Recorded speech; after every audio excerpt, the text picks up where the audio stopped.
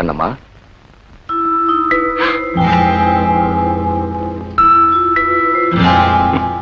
பாண்டி, நீயா இங்க எதுக்கு வந்த? நேத்து வந்த நீ இங்க 7-8 வருஷமா முதலாளிக்கு வலது கையா இருக்கிற என்ன பார்த்து இந்த கேள்வி கேட்கிற.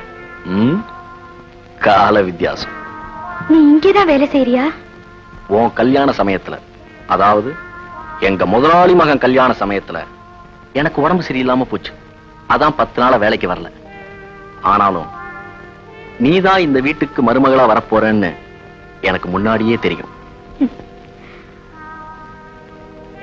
அவங்க உங்க தலையில என்ன எழுதியிருக்கோ அந்த விதிப்படிதானே எல்லாமே நடக்க முடியும். ஆமா கண்ணம்மா, நான் உன்னை மனசார நேசிச்சேன். அதோட விளைவு பிறந்து வளர்ந்த ஊர் பக்கமே தலகாட்ட முடியாம போயிடுச்சு. அத நீ செஞ்ச தப்புனால. அப்ப நீ என்ன தப்பு செஞ்ச? உனக்கே இப்படி ஆச்சு? அதான் என் தலைவிதின்னு சொல்லிட்டேனே. இல்ல கண்ணம்மா, சில பேருக்கு வாழ்க்கை தானாவே நல்லபடியா அமைஞ்சிடுது. சில பேர் கஷ்டப்பட்டு நல்ல வாழ்க்கையை அமைச்சுக்கிறாங்க. என்னடா இப்படி ஆயிடுச்சேன்னு கவலைப்படாத. உனக்கு ஒரு நல்ல வாழ்க்கைய நான் அமைச்சு தரேன். அடச்சி, உனக்கு இன்னும் அந்த எச்சக்கலை புத்தி போகல. ஒருத்த சாப்பிட்ட பிறகுதான் ஒரு இலை எச்சலையா மாறும். தலைவாழை இலை போட்டு முக்கணிகளும் பரிமாறி வச்சிருக்கிற புது இலையில இன்னும் யாரும் சாப்பிடலையே, அது எப்படி எச்சலையாகும்? நிறுத்துவோம் அசிங்கமான பேச்ச. மறுபடியும் ஒரு தடவை நீ என்கிட்ட இந்த மாதிரி பேசின, ஒரு நிமிஷம் கூட இந்த வீட்டுல நீ இருக்க முடியாது. உத்தரவு முதலாளியம்மா, கொஞ்சம் நிக்கிறீங்களா? ஒரு தரம் உங்களால ஊர் பக்கம் தலைகாட்ட முடியாம போயிடுச்சு. இன்னொரு தரம் உங்களால என் வேலை போனாலும் எனக்கு சந்தோஷம் தான்.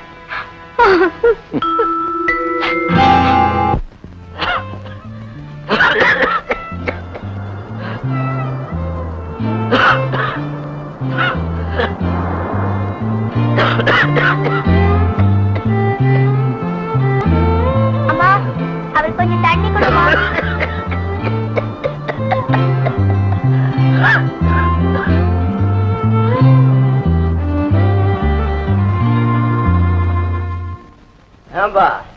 பாவம் அந்த பாண்டி மூக்கு மொழியுமா கொழு கொழுன்னு சும்மா சீம பண்ணி மாதிரி இருப்பான். அவனுக்கு உன் தங்கச்சியை கொடுக்க மாட்டேன்னு இப்ப என்ன ஆச்சு? இப்ப என்ன ஆச்சு? அவ சீமா வீட்டு மருமகளா இருக்காடா. உங்க பாண்டி டிரைவர் வேலை செஞ்சுட்டு இருக்கிற வீட்டுக்கு அவதான்டா எஜமானி அம்மா. உங்க பாண்டி மாச சம்பளத்துக்கு அவகிட்ட தான்டா கையேந்தி நிக்கணும். கிழிச்ச பணம் இருந்தா போதுமாப்பா, உன் தங்கச்சியோட தாலி நிலைக்க வேண்டாம். சும்மா கத்தாதப்பா. உன் தங்கச்சியோட புருஷனுக்கு மூளையில ஏதோ வியாதியாம். இன்னும் 3 மாசமோ 4 மாசமோ உயிரோட இருந்தா அதே பெரிய அதிசயமா. ஆமாப்பா, சந்தேகம் வந்தா உன் சம்பந்திட்டே போய் விசாரிச்சு பாரு. என்னங்க?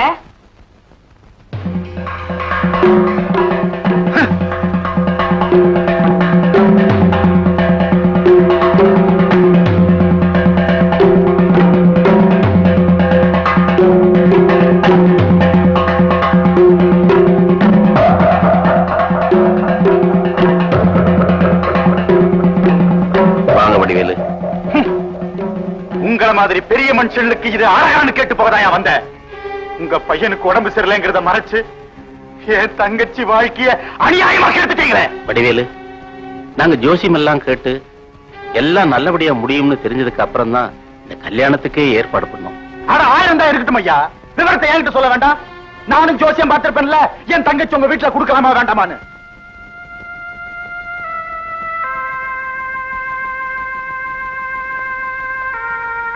வடிவேலு, கொஞ்சம் இப்படி வா. கொஞ்சம் பொறுமையா இரு. இப்போ நீ கலாட்டா பண்ணி என்ன புண்ணியம்? ஏன்பா பாண்டி, ஒரே ஊர்க்காரனா இருந்துகிட்டு விவரம் தெரிஞ்சு என்கிட்ட ஒரு வார்த்தை சொல்லாம இருந்துட்டியே. நான் என் தங்கச்சி எப்படி எல்லாம் வளர்த்தேன் உனக்கு தெரியாதா? ஏதோ நடந்து போச்சு. பெரிய பெரிய டாக்டர்லாம் வச்சு கவனிக்கிறாங்க. சீக்கிரமே குணமாயிடும்பா. உன் தங்கச்சி கூப்பிடுமா? அவ முகத்தை நான் எப்படிப்பா பாப்பேன்? கடைசியில இப்படி ஆயிடுச்சு. ஏதாவது ஏடா கோடமா நடக்கட்டும், இங்க 2 கோயிலும் ஜாக்கிரதை.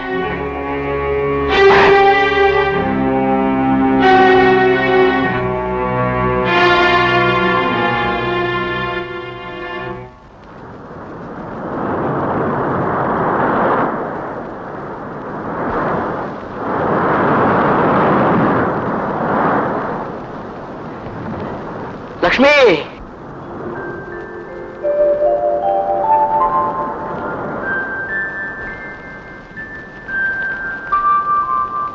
முத்து, இது என்ன கோலம்? சன்னியாசி மாதிரி. பந்த பாஸ்த உதறி தள்ளுறதாமா சன்னியாசியாக முடியும். என்னால் அது முடியலையே. லக்ஷ்மி, கண்ணம்மா நல்லா இருக்காளா? என்ன லட்சுமி? அதையா கேக்குற? உன்னையும் அவளையும் பிரிச்சு வச்ச விதி அதோட விடல, அதுக்கு மேலையும் பழி வாங்குது. இன்னைக்கோ நாளைக்கோ இருக்கிற பையனுக்கு கல்யாணம் பண்ணி வச்சா உடம்பு குணமாயிடும்னு ஜோசியம் சொன்னாங்களா?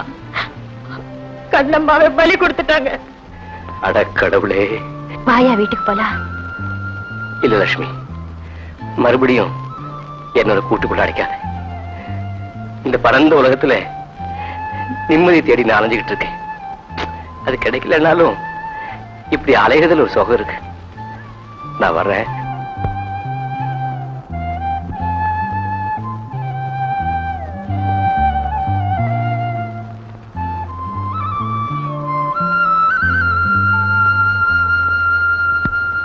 கல்யாணம் ஆனா பைத்தியம் தெளியுங்கிற கதையா போச்சு மாமா என் மகனுடைய நிலைமை. கவலைப்படாத சிங்காரம், எல்லாம் நல்லபடியா நடக்கும். ஆண்டவன் மேல பாரத்தை போட்டு வாரா வார ஏழைகளுக்கு அன்னதானம் பண்ணு. அந்த புண்ணியம் உன்னை காக்கும். யாரு வீட்டுல சாப்பாடு போடுறாங்கண்ணா? ஜமீன்தார் சிங்காரம் பிள்ளை வீட்டுலாண்டா. அவர் புள்ள இன்னைக்கே நாளைக்குன்னு இருக்கிறதுனால 1000 ஏழைகளுக்கு அன்னதானம் செய்கிறாராம். நாம அங்க போறாமா? வேண்டாம்ப்பா, நீ அங்க போறது அவ்வளவு நல்லதில்லை. முத்தையாவை போனா தானே தப்பு. கண்ணம்மாவை பாக்குறதுக்காக 1000 பிச்சைக்காரங்கள் ஒரு பிச்சைக்காரனா போகலாமே. ஆமா.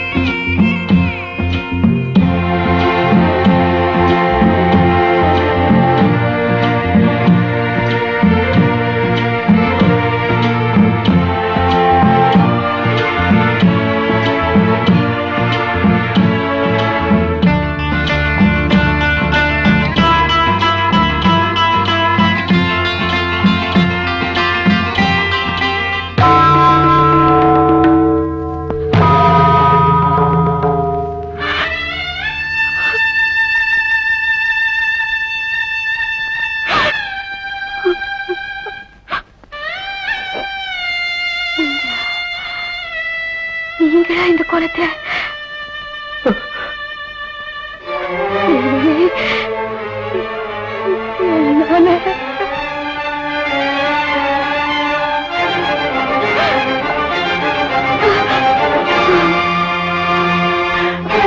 கண்ணம்மா, கண்ணம்மா, கண்ணம்மா, கண்ணம்மா, கண்ணம்மா, கண்ணம்மா.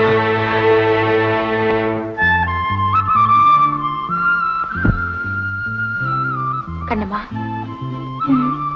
என்ன பண்ணுது? டாக்டர் கூட்டு வரட்டுமா? வேண்டாம் லட்சுமி.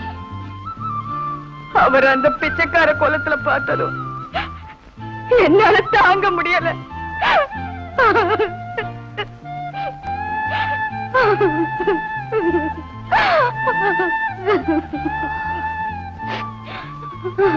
என்ன இருந்தாலும் வெளிப்படையா உன் உணர்ச்சிகளை நீ காட்டிட்டு இருந்திருக்க கூடாது. மத்தவங்க என்னமோ ஏதோ நினைக்கிறாங்க.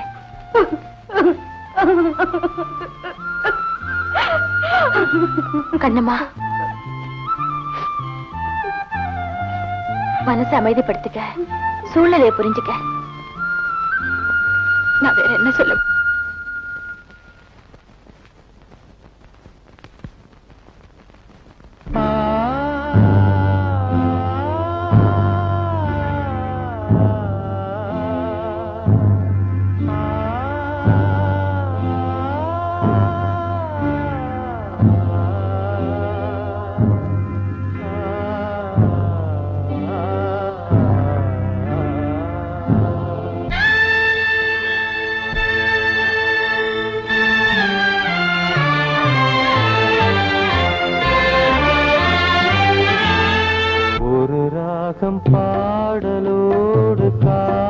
கேட்டதோ மனதோடு ஊஞ்சலாடுதோ தினம் உறங்காமல் வாடுதே நிஜம் நிழலாகி போனதே ஓ நெஞ்சமே பூங்காற்றிலே பதில் கொடு ஒரு ராகம் பாடலோடு காதில் கேட்டதோ மனதோடு ஊஞ்சலாடுதோ